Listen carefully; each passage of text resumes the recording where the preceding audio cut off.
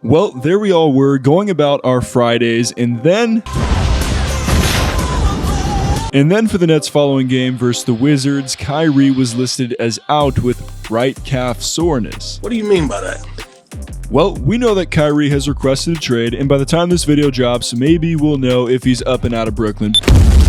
Yeah. But for now, I want to go a little deeper into why he made this request. Because there's something that the mainstream media isn't telling you about Kyrie's trade request, because they'd rather keep the narrative running that Irving is an unreliable player that can't be trusted. And with this trade request coming at a time where the Nets are trending in the right direction as a team, it's natural to ask, is there something bigger going on here within the leadership of the organization that would lead Kyrie to do this? So today, we'll dive deep into how the Nets organization has a history of dysfunction that has soured many of their star players within their franchise. We'll expose the mainstream media's bias to pin this on Kyrie instead of Nets management and ownership. And we'll wrap up with how this confirms the real reason why KD made a mistake to leave the Warriors for the Nets in 2019. This is Topic Tackle. Let's go. What's good, people? JC3 here. Appreciate you tuning in once again to Topic Tackle, where we dive deep into the basketball world. We see through the storylines and narratives, and we give you the perspective that the media doesn't venture to. So if you're tired of all that shallow analysis that's out there, and there's a lot of it lately, and you want to become a deep diver, you've come to the right place.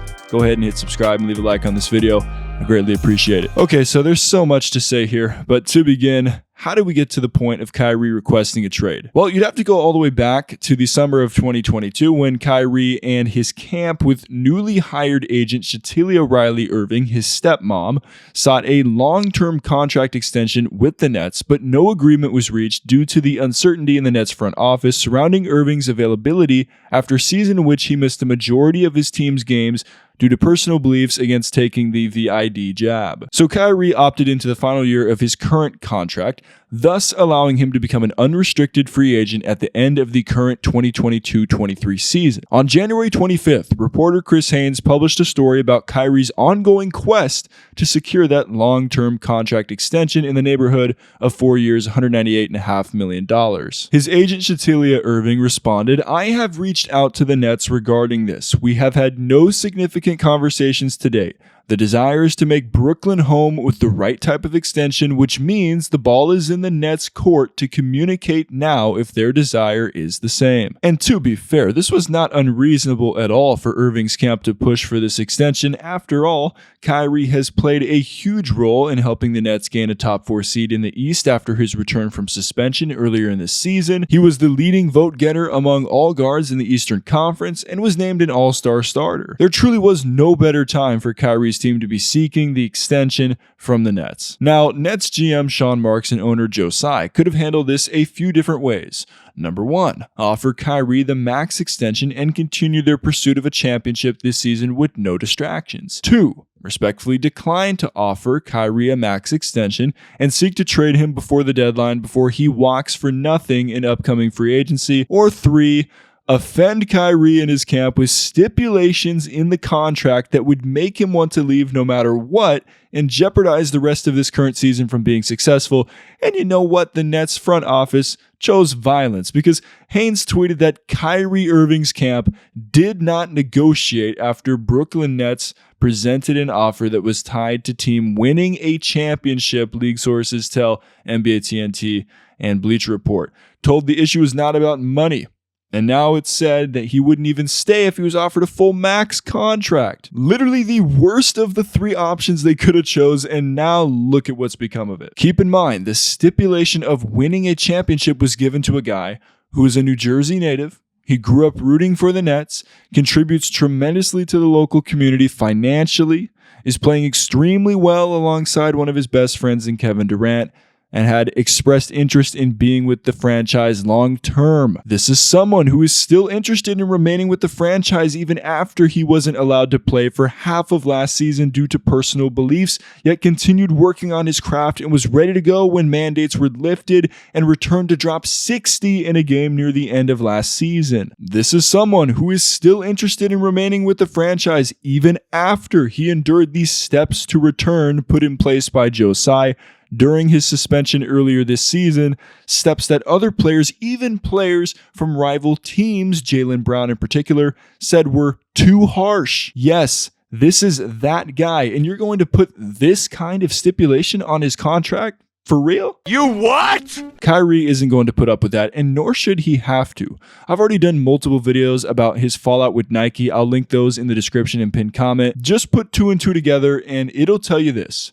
Whether it's the NBA and city mandates, whether it's Nike, whether it's the Nets, Kyrie is done being used by these big corporations and organizations. And while we all have a right to different opinions about this, it doesn't change the fact that Kyrie stands on his convictions. He knows what he's worth. He knows what he brings to the table as a basketball player. And he's proven that for long enough over the course of his career that he doesn't have to accept any contract that comes his way that doesn't align with him. Matter of fact, he's actually doing the Nets a favor by asking for a trade before the deadline instead of leaving them high and dry without any assets if he were to walk in this upcoming free agency. The fact is, the Nets have routinely mishandled their star players over the years.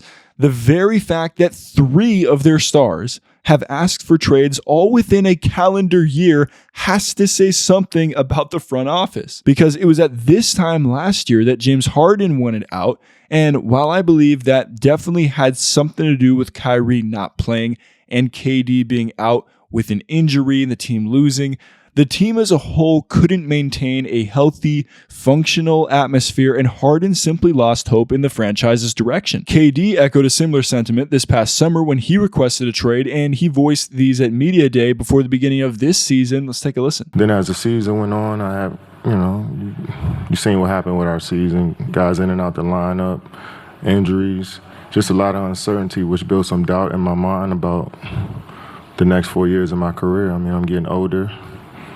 And I want to be in a place that's stable and trying to build a championship culture. So I had some doubts about that. And I voiced them to Joe, and we move forward from there. And now, in light of the Kyrie trade request, you've got a well-known Twitter account within the Nets fan base in Brooklyn Netcast tweeting that I have had a few ex and current Nets/NBA players who have liked tweets of mine in the last 24 hours calling Marks and Sy bad at their jobs and incompetent. Very clear what the league perception on them is. But despite all this, what does the mainstream media continue to choose to focus on? Sean Marks and Joe Tsai's role in this? Nah, because that's not attractive. That doesn't make headlines. That doesn't drive engagement. By the way, let's change that with this video. Go ahead and hit the like or dislike button and comment down below. I want to hear your voice on this regardless of what your opinion is. Nah, because the mainstream media is still dead set on the narrative that Kyrie is the bad guy. He's the fall guy.